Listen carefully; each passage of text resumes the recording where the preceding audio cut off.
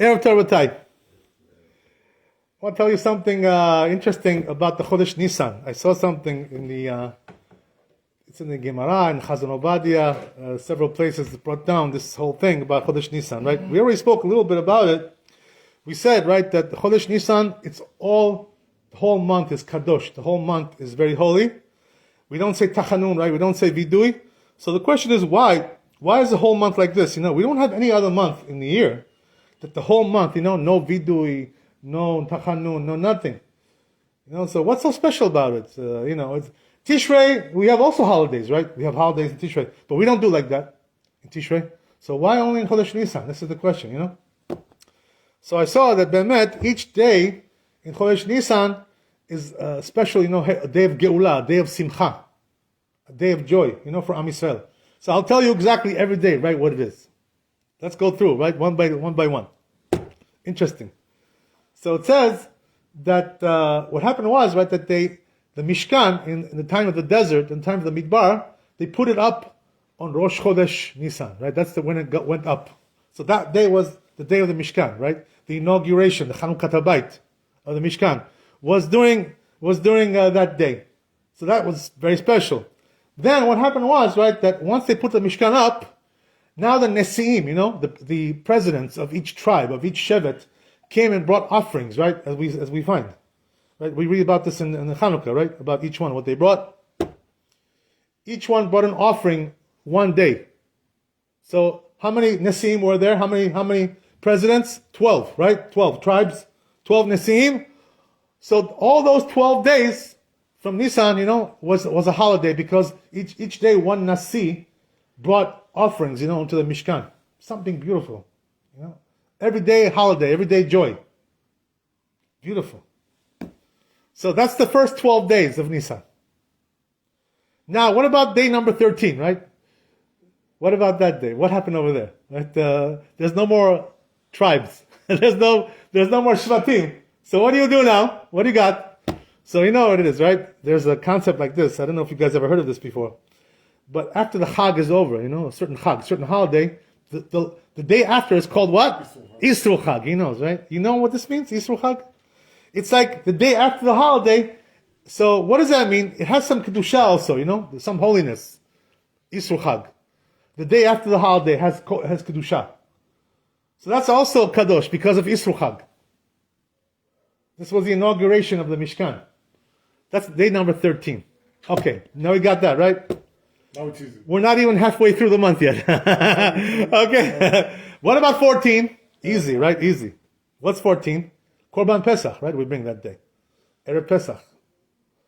You bring Korban Pesach. It's a big deal, right? It's a big thing. Birthday. I'm sorry? Also it's my birthday.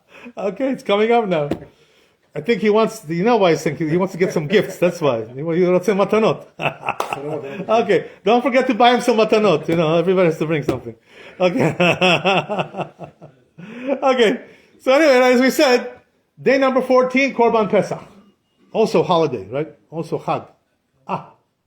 15, Pesach itself, right? First day of Passover, right? The day of the Geulah, where we got the redeemed from Mitzrayim. That's a big thing, right? The biggest holiday. Okay, so how long does that go, right? 7 days, Pesach, right? In Chutz La'aretz it goes 8 days, but in Eretz Israel it goes only 7 days. So, what about the day after? This is also Yisro Chag, right? Yisro Chag. Now, again, the day after the holiday. That's also Kadosh. So day number 8, for us, it's still Yom Tov, right?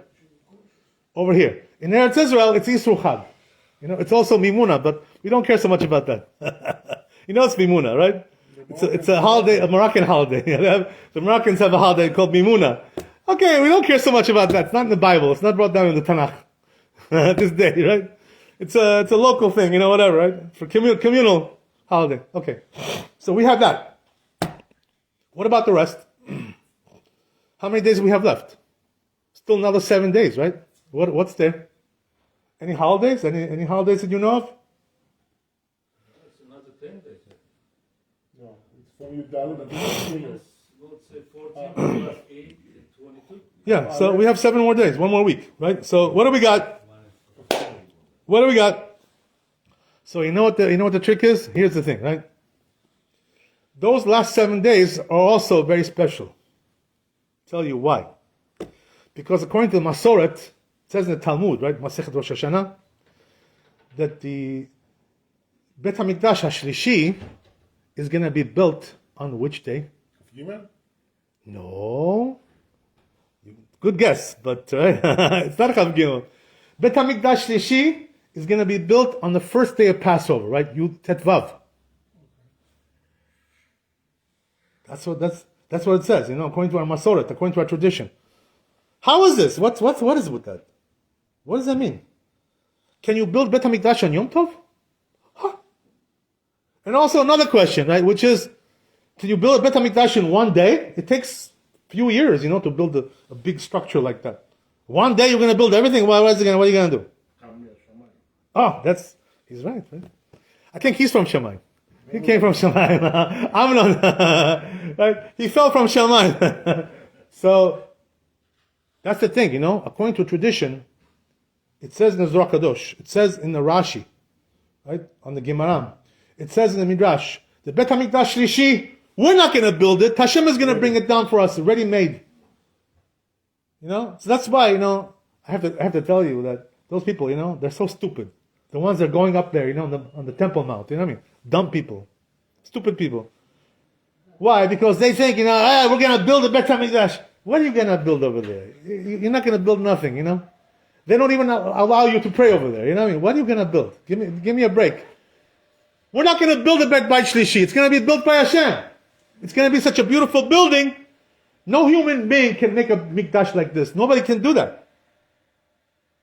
It's going to be something so special. No human can accomplish that. Not only that, right? It says also in the Talmud that HaKadosh Baruch Hu is going to build the whole city also. The whole Yerushalayim is going to be built by Hashem. Everything, the whole city. The whole city is going to come down with the Bet HaMikdash. Boom. From Shamayim.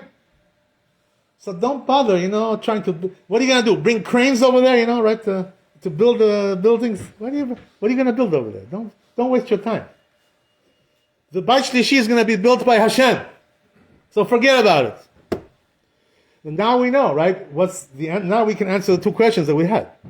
Question number one was, right? Are you allowed to build a Bet HaMikdash on Yom Tov? So it says in the Gemara, right? No, you're not allowed to. But that's for us. But Hashem, He can do whatever He wants, right? He's going to build it on Yom Tov. What's it to you? It's not your business. For us, it's not allowed. For Him, He can do what He wants. This is the answer.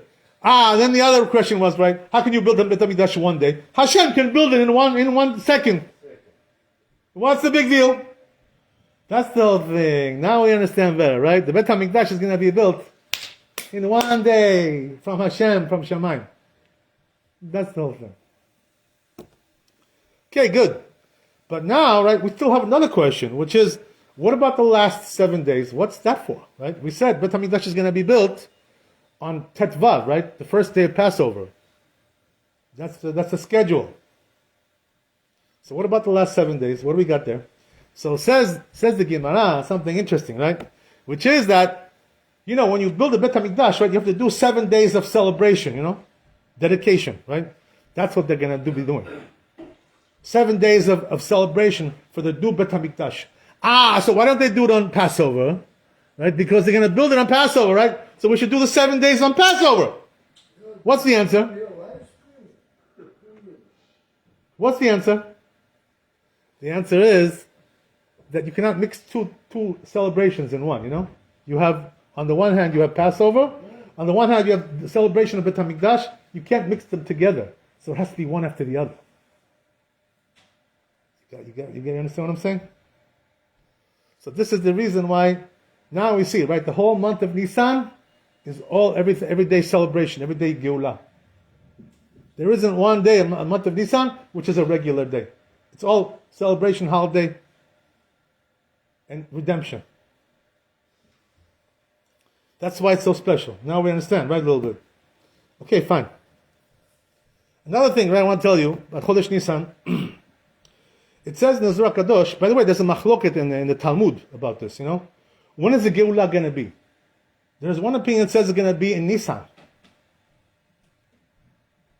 The other opinion says it's going to be in Tishrei. There's a machloket over there. So which one is the halacha? We have to paskin like one or the other, right? So says the Kadosh, for sure the halacha is that the Geulah is going to be in Nissan, not in Tishrei. But Tishrei is also Kadosh, right? Very holy. Right? We have holidays there, we have Sukkot, we have Rosh Hashanah, we have Yom Kippur, we have Simchat Torah, we have all these things. So what about that? So you know the Zohar Kadosh answers? Yeah, but it's not the same thing. Not the same. Nissan is better for Geulah than Tishrei. Why? So you know what the answer is? The answer is that Tishrei, what is the nature of that month? The nature, the teva of that month. Huh? What do you say? It's about tshuva, about... Dinim, right? It's judgment. You know? Rosh Hashanah is Yom Adin. Yom Kippur is also Yom Din, right? Also, Hoshana Rabbah, Yom Adin. It's all dinim, you know? On Passover, there's no dinim. It's only Geulah. So what does that mean? Says the Zohar Kadosh, Nisan, right, is a month of rachamim, of mercies. Tishrei is a month of din, judgment. So that's why we prefer to have the Geulah in Nisan. We want it to be with mercies, with rachamim, and not to be with judgment, to strict judgment. Because if it's going to be strict judgment, says the Zohar Kadosh, a lot of people won't make it, if there's going to be a time of strict judgment, many people are not going to be left out because of this, because the din is going to say, the din of Chodesh Tishrei is going to say, you don't deserve to be in Geulah, you're not a tzaddik, you're a Benoni, you're a middle of the road guy. You know what I mean? You don't deserve to be there. It's not for you, it's only for tzaddikim, the Geulah. I mean, that's the whole thing. So says the Kadosh, we don't want that, for people to be left out. We want everybody to be included as much as we can bring in, Not the Reshaim, we don't want that, right? But we want at least the people who are on the border, on the fence, sitting on the border. A little bit over here, a little bit over there. We want those guys to come in. That's the reason why we want, right, the Geulah to be in Chodesh Nisan and not in Tishrei. Because Tishrei is too much dinim over there, you know what I mean? Too much. Who can stand those dinim, That's not what we want. So therefore, Rabbi, this is the reason why in Chodesh Nisan, it's all Geulah, it's all happiness, it's all joy. There's no other month like this in the calendar that we have, right? Nothing like that. What about Adar? Very, very special. What about? Yeah, it's a good question, right? So you know what it is? If you notice, right, that in Adar we have, Purim, right? We have holidays, yes, true. We have Shushan Purim, but it doesn't have that level, of Geulah, like, this, every day is so special like that. Adar doesn't have that quality, Every day, no tachanun. Every day, no vidui. We don't have this level, So Nisan is the highest level that you can go to when it comes to the months, The biggest, great, time for the Jewish people. Baruch Adonai Leolam, Amen Amen.